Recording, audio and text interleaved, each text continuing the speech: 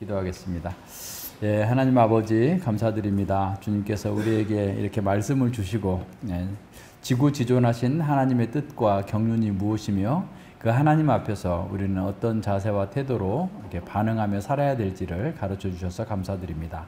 우리가 약함 가운데에서 주님을 의지하고 주의 말씀대로 살아가는 것이 이 땅에서는 잠시 손해볼 수 있으나 영원한 복을 지금부터 영원토록 누리게 된다는 사실을 기억하면서 이 말씀을 따라 담대하게 용기 있게 살아갈 수 있도록 저희들을 지켜주시고 함께하여 주시옵소서. 감사드리며 예수님 이름으로 기도드립니다. 아멘. 네. 자, 1계명 지난주에 못했는데 1계명 보면 93문 보세요. 그러니까 이제 지난 시간에도 늘 했지만 하나님께서 율법을 주신 의도는 그러니까 율법 주신 의도에 따라서 율법을 주신 의도에 맞춰서 해석을 해야 된다 그랬죠. 그런데 그 해석의 원리는 우리는 성경에서 세 가지로 찾아볼 수 있는데 첫 번째는 원상의 인간의 의, 이것은 하나님의 의를 얘기할 수 있는 거예요. 원상의 인간이 가졌던 인간의 의를 보여준다. 두 번째는 뭐였죠? 인간이 이 원상의 인간에 비추어서 볼 때 나는 죄인이라는 것을 깨닫는다. 죄인임을 깨닫게 함. 그러니까 어떤 표준이 있어야 내가 상태가 좋은지 나쁜지를 알 수가 있잖아요. 그러니까 내 어떤 그 표준으로서의 인간의 모습을 보고 거기에 비추어서 우리의 죄인된 모습을 보는 거죠. 세 번째는 우리의 죄를 위해서 그 율법을 완성하시고 성취하시고 율법의 저주까지 감당하실 예수 그리스도를 중보자를 예수님을 예표한다 그랬어요. 그리고 예수님을 따르는 신자의 삶을 인도한다.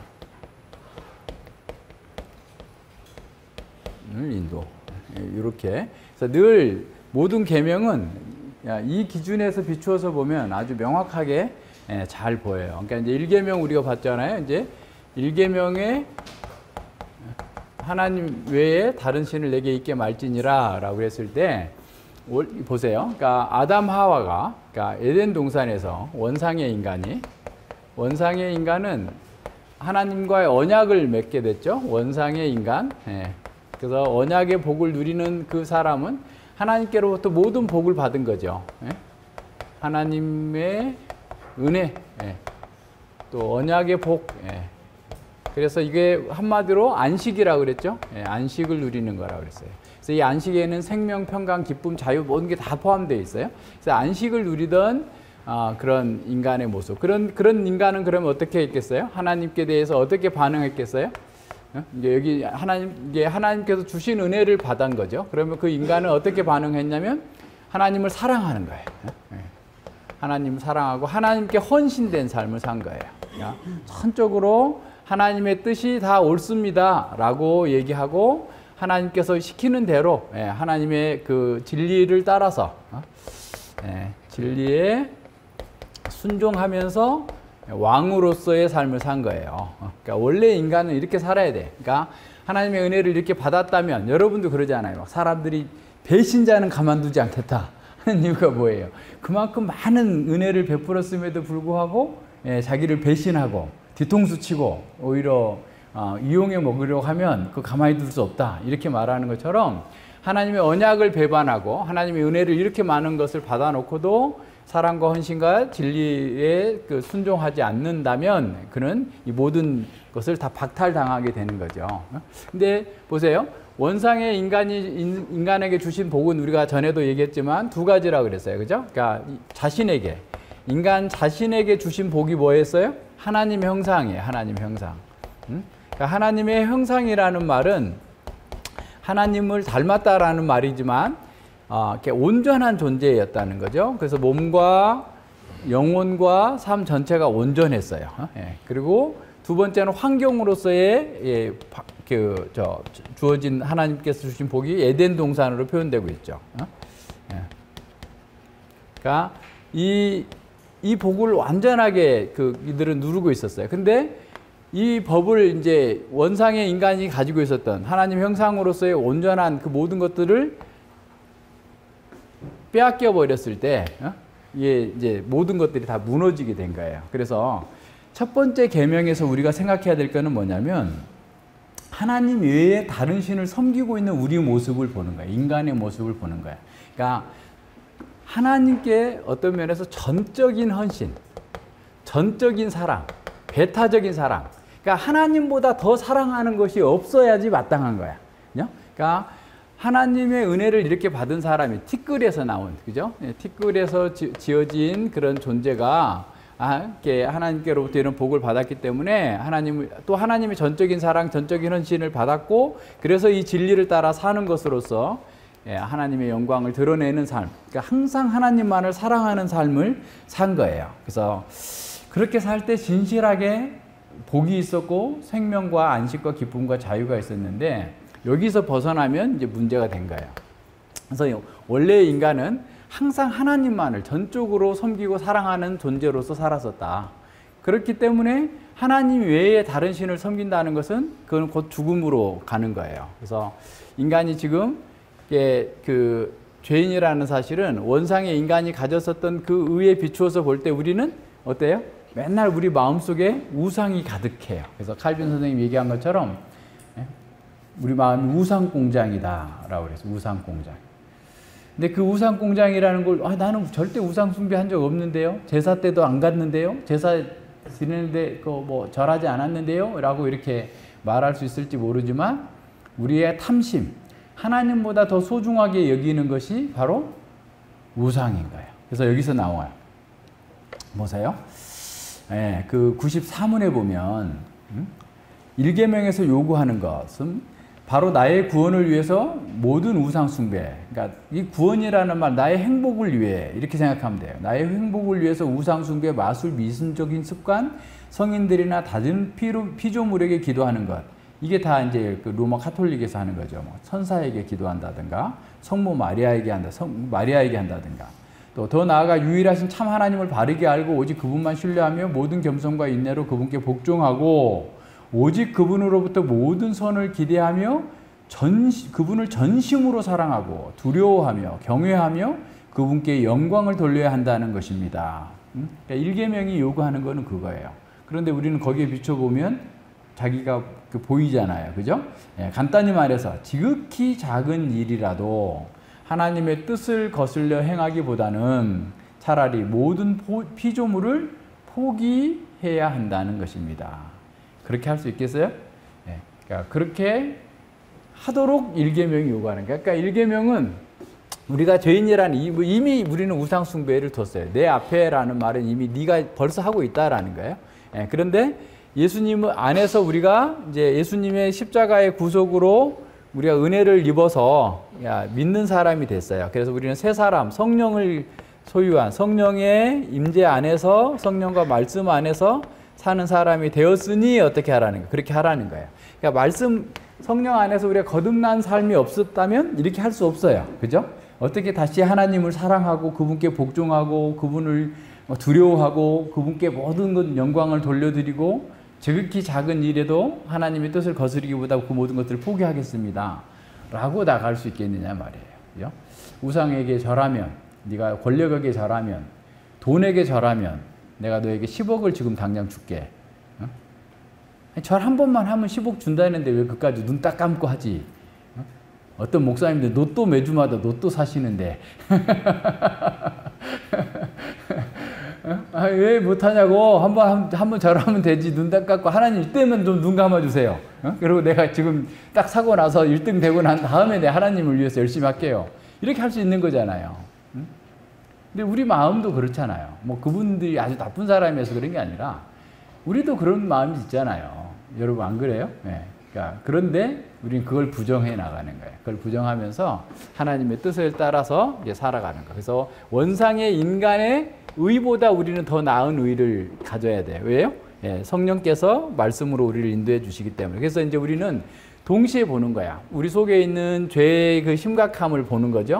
죄의 심각함을 보면서도 예수님 안에서 우리의 죄 사함을 받은 것, 그리고 죄로 인해서 죽어있던 우리가 새 생명 가운데에서 진리의 하나님을 섬기고 살아갈 수 있는 자가 되었다라고 하는 것에 대해서 진정한 만족과 기쁨과 자유함을 누리면서 살아갈 수 있는 거예요. 그래서 시편 그 16편에 보세요. 시편 16편에 보면 다른 신에게 예물을 드리는 자는 괴로움이 더할 것이다. 그러니까 우리 자신을 위한 거야 이게.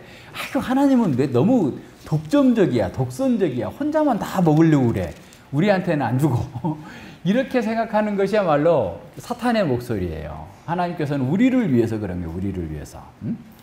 16편 4절에 보세요. 다른 신에게 예물을 드리는 자는 괴로움이 더할 것이라 나는 저희가 드리는 피의 전제를 드리지 아니하며 내 입술로 그 이름도 부르지 아니하리로다 그랬어요.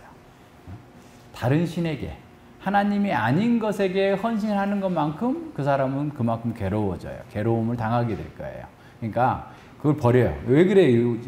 시인은 5절에 보면 여호와는 나의 산업과 나의 잔의 소득이시니 나의 분깃을 지키시나이다.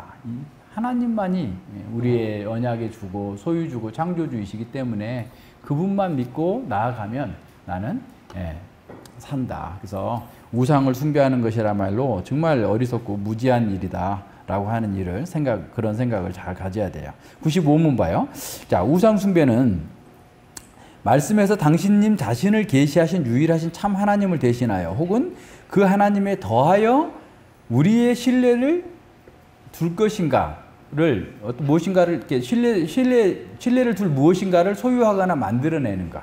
그러니까 우상 숭배는 하나님만을 섬겨야 되는데 플러스 또 하나님을 섬기면서 또 뭔가를 섬기는 거예요.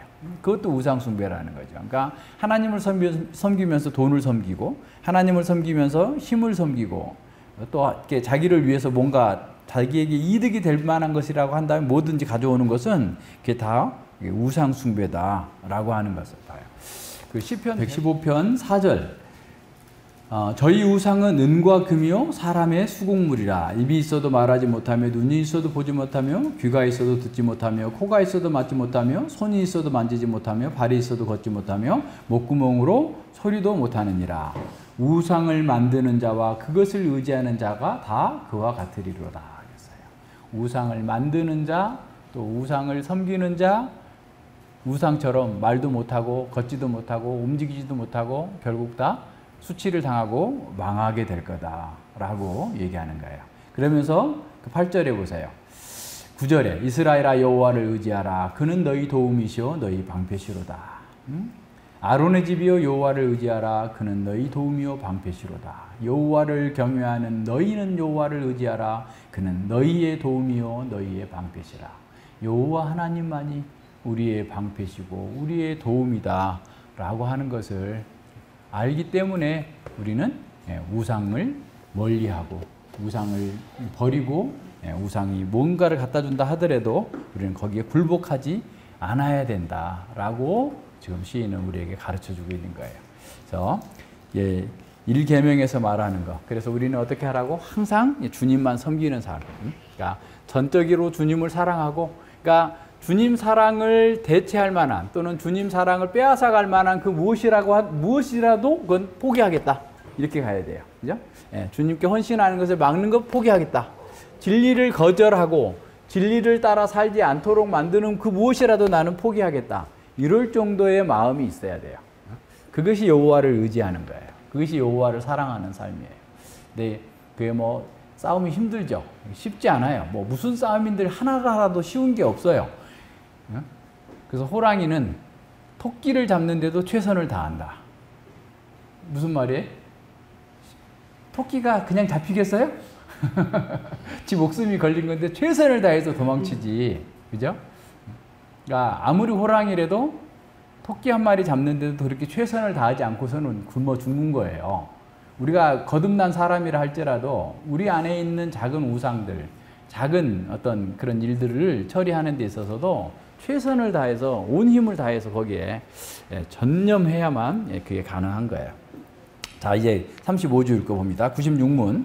하나님께서 2계명에서 요구하는 것은 무엇입니까? 자, 2계명 먼저 한번 봅시다. 자, 먼저 읽어보세요. 2계명을 우리 본문으로 볼까요? 출애굽기 20장에 2계명은 다 외웠을 거라고 생각하니까 그런 거죠. 너를 위하여 새긴 우상을 만들지 말고 또 위로 하늘에 있는 것이나 아래로 땅에 있는 것이나 땅 아래 물속에 있는 것에 아무 형상이든지 만들지 말며 그것들에게 절하지 말며 그것들을 섬기지 말라. 나 여호와 너희 하나님은 질투하는 하나님인즉 나를 미워하는 자의 죄를 갚되 아비로부터 아들에게로 3, 4대까지 이르게 하거니와 나를 사랑하고 내 계명을 지키는 자에게는 1000대까지 은혜를 베푸느니라 그랬어요. 이 계명이거든요. 자, 이 계명에서 요구하는 것은 무엇입니까? 자, 우리가 어떠한 방식으로도 하나님의 형상을 만들지 않아야 되고 하나님께서 당신님의 말씀에서 명하신 것 외에 어떤 다른 방식으로도 하나님을 예배하지 않아야 된다라는 거예요. 자, 그러면 일단은 여기서는 이 계명을 볼 때는 조금 더 한번 생각해 볼 게 있어요. 왜 사람들은 우상을 만들까요? 왜 그러냐면 아까 하나님이 보이지 않기 때문이라는 말도 이렇게 맞는 말이긴 한데 영적으로 죽어 있기 때문에 그래요. 영적인 사망. 그래서 원래 사람이 뭔가를 외부의 사물을 이렇게 인식하는 3가지 기능이 있다고 그랬죠. 첫 번째가 오감각이에요. 오감각은 우리가 뭐 만지고 보고 느끼고 듣고 냄새 맡고 하는 걸로 오감각으로 어떻게 보면 어떤 사물을 인식하는 거죠. 인식하고 분별하는 게 오감각이에요. 그러니까 오감각도 굉장히 중요해요. 그래서 뭐 몸이 뭐 1000냥이면 눈이 900냥이다. 그러니까 시각장애인들이 굉장히 어려움을 겪는 거예요. 가장 크게 안 보이니까 더듬어버릴 수밖에 없잖아요. 오감각은 사물의 어떤 색깔이나 뭐 형태나 뭐 등등의 이런 것을 인식하고 분별한다고 하면 우리의 그 분별 지각 능력에서는 이성이라는 게 있어요. 이성. 그죠? 이성은 생각하는 거예요. 생각하고 어떤 이치를 판단하는 거예요. 분별하고. 그죠? 그러니까 분별하고 판단하는. 그러니까 어떤 면에서 이성적이어야 돼요. 사람은 항상. 이성적인 게 나쁜 게 아니야. 이게 앞뒤가 맞는가. 그러니까 이제 어제도 어떤 사람이 뜨링 하고 문자를 보냈는데 도대체 이 사람이 무슨 의도로 이런 문자를 보낸 거야. 도대체. 말이 안 되는 거잖아. 막 하면서 내가 이제 막 그랬어요. 그런데 이제 앞뒤 문맥을 쭉 돌아보니까 대체 그 사람들 입장에서는 충분히 그렇게 할 수 있겠구나. 라는 생각이 이제 든 거예요. 그 앞뒤를 따져보는 거죠. 왜 이런 일이 있었을까? 이런 일이 결과가 어떻기 때문에 무슨 일인가? 도대체 무슨 의도인가? 이거 따져봐야 되잖아. 그러니까 이성은 하는 게 뭐냐면 우리가 생각하는 걸로 사리 분별을 하는 거예요. 사리 분별. 그러니까 우리는 사리 분별을 해서 이것은 굉장히 합리적인 판단을 해야 되는 거잖아요. 그죠? 이게 이렇게 됐으면 이렇게 될 거 이렇게 해서. 그래서 이제 이성적인 능력도 굉장히 중요해요. 그러니까 이거는 이성이 꼭 반드시 해야 돼. 그래서 우리는 학교에서 공부하는 것도 다 이런 사리 분별할 수 있는 능력을 키우는 거예요. 이성적인 능력을 키워서 속지 않도록 만들어 주려고 하는 거예요. 자, 이건 우리 뭐 가지고 있는 거예요. 그리고 우리가 영이 있어요. 영. 영은 뭘 하는 거냐면 영적인 세계를 분별해요. 영적 세계를 분별하는데 가장 중요한 것은 영적 세계는 하나님과 영은 하나님과 교통하는 거예요. 하나님과 대화하고 하나님과 사랑하고 하나님과 기뻐하고 하나님을 즐거워하는 일을 이 영이 하는 거예요. 그런데 사람들이 영적으로 죽어버렸잖아요. 그죠? 영적으로 죽어 있으니까 이 영의 기능이 없어져 버리지 않았어요. 영이 없어졌다면 우리는 짐승처럼 살 거예요. 그죠? 예, 이쁜 강아지 정도로나 살 거예요, 그냥. 근데 영이 있어요. 있는데 이게 사망이 돼서 쭈그러들고 왜곡되어 있고 제대로 된 기능을 못 하게 돼요. 그러니까 영으로서 만나야 될 하나님을 알 수도 없고 볼 수도 없고 깨달을 수도 없고 인식할 수도 없으니까 무엇인가 우상을 만들어 가지고 아, 이것이 하나님이야. 오감각적인 것으로 보고서 아, 이분이 하나님이야. 이렇게 하는 것이 옳아. 이렇게 하는 게 종교적인 우리의 만족을 주는 거야. 라고 하면서 만들어내는 것이 뭐다고요? 영적으로 죽어 있기 때문에. 죄로 인해서 죽어 있는 거예요. 죄로. 죄 때문에 영적인 사망이 와요. 그래서 이제 창세기 공부하시면 다 나오잖아. 1단계 사망이 된 거예요. 그러면 영만 죽은 게 아니고 이성이나 오감각도 확 쭈그러들었어요. 복숭아를 사다 놓고 요새 이렇게 뻗겨 먹는 복숭아 있잖아. 말랑말랑한 복숭아 사다 놓고 한 일주일만 놔둬보세요. 그러면 그냥 푹 썩어요. 그죠? 네, 그런 것처럼 인간이 죄로 인해서 죽어버리자 오감각이나 이성이나 영의 기능도 다 망가졌어요. 그죠? 망가졌는데 원래 인간은 영이 최고의 사령탑과 같았어요. 총사령 관제탑이야, 영이. 그래서 하나님의 말씀에 맞나 안 맞나를 다 비춰가지고 이성적인 판단도 하고 오감각적인 판단도 했었는데 영이 죽어버리니까 이것들이 다 제각각 노는 거야. 쉽게 말하면. 그죠? 그래서 어떤 문제가 발생하냐면 영으로서 판단해야 될 것들을 이성으로 판단하겠다고 나오는 거예요. 하나님이 합리적인가? 하나님이 내 틀에 맞나? 내가 원하는 하나님인가? 등등의 생각을 자꾸 해가지고 하나님마저도 자기 틀에다가 집어넣어놓고 자기 좁아진 털, 이 밴댕이 속 같은 틀에다가 집어넣어놓고 이거는 아니고 이건 맞고 저건 어쩌고 저쩌고 다 이렇게 가는 거예요. 이런 상태로 전락이 돼 있어. 근데 더 큰 문제는 뭐냐? 하나님께서 우리에게 주신 이런 감각기관이나 분별할 수 있는 기관들은 각자의 역할만 하도록 돼 있어요. 무슨 말인지 아시겠어요? 오감각으로 생각할 수 있어요? 응? 합리적으로 뭘 판단할 수 있어요? 안 돼요. 자기 역할만 하게 돼 있어요. 혀도 그렇잖아요. 혀도. 그래서 혀 지도에 대해서도 이래쿵 저래쿵 말이 많은데 혀도 앞에는 단맛, 뒤에는 쓴맛. 그래서 애들한테 쓴약 먹이면서 해봐. 앞에는 쓴맛이 안 나니까 먹다가 뒤에 넘어갈 때 쓰니까 속아 다 하면서 막 토해내고 그러잖아요. 그러니까 각각의 역할만 하게 돼 있다고. 오감각이. 귀가 듣는 것만 하지 귀로 냄새 맡아요? 냄새 맡으려고 코 막고 귀에 대고 있어 이렇게? 아니잖아. 각각의 자기 역할만 할 수 있도록 돼 있잖아요. 이성도 마찬가지예요. 이성도 자기가 생각하고 합리적으로 판단하고 분별할 수 있는 역할만 할 수 있는 거지 영이 할 수 있는 일을 대신할 수 없어요.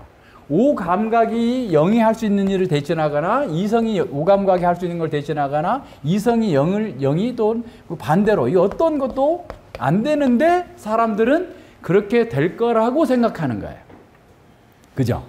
그래서 영으로서 분별해야 될 하나님이 안 보이니까 보이는 오감각에다가 우상을 만들어 놓는 거예요. 멋지게 만들어 가지고 거기에 마치 무슨 신통한 능력이 있는 것처럼 계속해서 만들어내는 것이 우상의 출발이에요. 그러니까 그래서 영적으로 거듭나지 않는 사람들은 무엇인가를 다 섬겨요. 아무도 안 섬기는 사람, 아무것도 무신교, 나는 무교야, 나를 믿어 라고 하는 사람도 자기를 섬기는 것이지 아무것도 안 믿는 게 아니에요. 다 우상을 만들어 놓고 섬기고 있는데 그런 우상들은 결과적으로 영이 죽어있기 때문에 그렇다는 거예요. 근데 하나님께서는 지금 죽어있는 사람들에게 이 죄로 인해 죽어있는 그 상태를 우리에게 알려주시면서 너희들은 하나님은 참된 영이시니까 그 하나님을 하나님께서 말씀으로 계시해 주신 대로만 섬겨야지, 너희들이 저 이방인들처럼 바알을 섬긴다든가 눈에 보이는 어떤 우상을 만들어 놓고 이것이 나의 하나님이다 라는 식으로 하면 안 된다 라고 가르치시는 거예요. 이해하시겠어요? 자, 그렇게 되려면 뭐가 가장 중요하겠어요? 우상으로 가지 않으려면 하나님을 아는 지식이 있어야 돼요. 예? 하나님을 아는 지식이 있어야 돼. 예? 근데 원상의 인간은 하나님에 대해서 온전하게 아는 지식을 가지고 있었어요. 그죠? 그렇기 때문에 하나님이 어떤 분이신 걸 영적으로 늘 교제하며 통해서 알고 있었는데 굳이 엉뚱한 걸 만들어 놓고 우상한테 하나님이라고 그랬겠어요?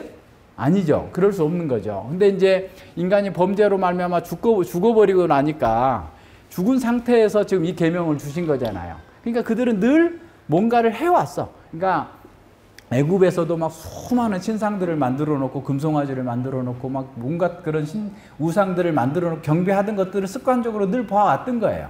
거기다 대놓고 하나님만 붙이면 되는 거야. 왜? 오감각이 만족이 되니까. 여러분 지금도 집에 가면은 막 무슨 막 그림 있게 그려놓은 거 있어요? 제가 예수님 처음 믿고 나서 기독교 백화점에 가면 막 그런 거 있잖아요. 막 예수님 무릎 꿇고 막 기도하는 모습이라든가 뭐 무슨 하여튼 막 이런 거 막 사다 막 붙여놓는 거야. 이렇게 걸어놓고 있는데 나중에 너무 괴로운 거예요. 왜냐하면 그런 모습을 보면서 내 속에서 죄가 막 나오니까. 그죠? 야, 이거 어떻게 하지? 이거 어떻게 하지? 막 이런 생각을 많이 한 적이 있어요. 처음에 예수님 믿었을 때. 근데 다 쓸어버리세요. 그것도 다 아무것도 아니에요.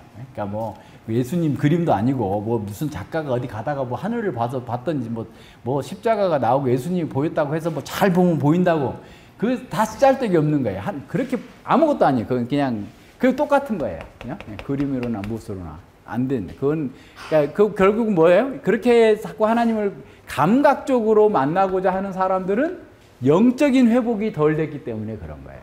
그러니까 거듭났어도 영적인 지각이 떨어져요. 하나님을 아는 지식이 부족하니까. 그죠? 하나님을 아는 지식이 부족하니까 자꾸 옛날 방식의 오감각적인 방식으로 그걸 섬기려고 한단 말이에요. 이해하시겠죠? 그러니까 그런 것들 다 버리고 하나님에 대해서 바르게 아는 거예요. 네? 정말 진리이신 하나님을 아는 것에서 성장하게 되면 그거 다 버려요. 아무것도 아니야. 막 어떤 사람은 주부도 못 버려. 무서워서. 그래가지고 막 몇 년치 막 이렇게 쌓아놔. 보지도 않으면서 그냥 버려 그냥. 그게 뭐야 그게. 아무것도 아니에요. 아무것도. 우리는 영적으로 하나님과 만나면 돼. 그래서 기도하고 말씀을 듣고 하나님을 사랑하고 하나님을 기뻐하고 이렇게 가면 되는 거지만 그걸 막 무서워서 못 버려. 그래서 예전에 어떤 그 지역에 교회가 있다가 이제 망해서 갔대요. 근데 그 동네 사람들이 그 십자가를 떼내야 되는데 무서워서 못 떼낸다는 거야. 십자가 태워진 그 교회당 앞에 이렇게 뭐 있었나 봐. 그러니까 그걸 무서워서 못 떼내가지고 막 거기는 개척하면 잘 될 거라고 막 누가 또 그런 얘기하고 막 그러던데 아무것도 아니에요. 아무것도 아니에요. 그죠? 예. 그래서 개혁교회에서는 십자가도 안 걸어. 그러니까 이제 복음주의 교회에 있던 분들이 와가지고 아니 왜 이 교회는 십자가가 없어요? 이단 아니에요? 막 이렇게 물어보는 거예요. 십자가도 그냥 우리 마음속에 심겨져 있고 주님의 뜻을 따라 가는 거지. 십자가가 봐야 예수님이 생각나고 막 그러면 그런 정도의 그런 미숙한 거죠. 그러니까 뭐 그걸 딱 나쁘다고 또 말할 수는 없겠지만 그런 정도에서 우리는 벗어나야 된다. 왜? 예, 우리가 영적으로 하나님을 섬기기 때문에 그런 거예요. 자, 빨리 봅시다. 96문 보세요. 아까 했죠? 하나님께 명하신 것 외에는 하나님께서 명하신 방법 이외로는 안 된다.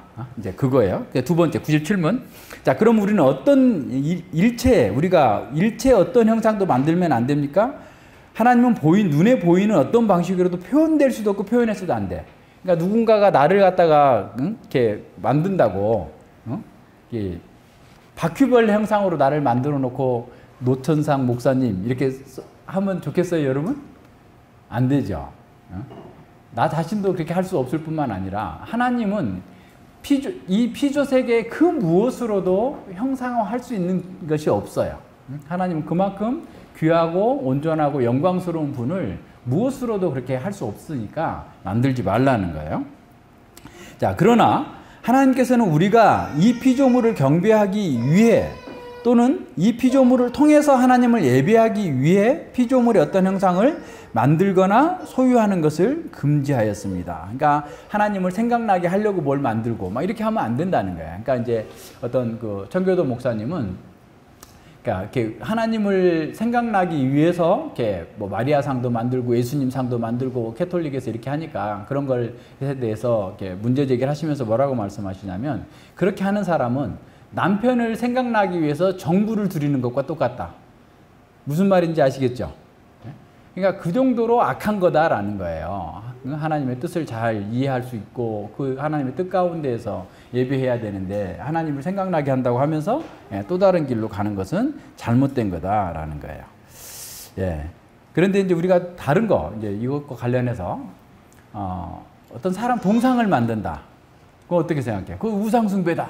그 사람을 섬기기 위해서 동상을 만들면 안 되겠죠. 근데 기념하는 거 정도. 이런 거는 상관없어요. 하나님과 상관없는 거니까. 예배와 상관없는 거기 때문에 그런 거는 상관이 없어요. 그래서 이제 너무 이제 지나치게 적용하지 않도록 그것도 생각해 봐야 됩니다. 98문부입니다. 그러면 그 형상들이 평신도를 위한 책으로서 교회 안에서 허용되어서도 안 됩니까? 그러니까 이제 캐톨릭에서 그런 거예요. 사람들이 너무 무지하다. 무지하니까 스테인드 글라스에다가 예수님의 생애도 쭉 그냥 이렇게 멋지게 그냥 이렇게 그 햇빛이 쫙 들어오면은 그냥 휘황찬란하게 이렇게 나타나기도 하고 뭐 등등의 이런 것들을 만들어 놓으면 평신도 교육에 좋지 않느냐라고 하면서 이런 막 이렇게 무슨 이런 거 만들고 이렇게 형상도 만들고 이렇게 하잖아요.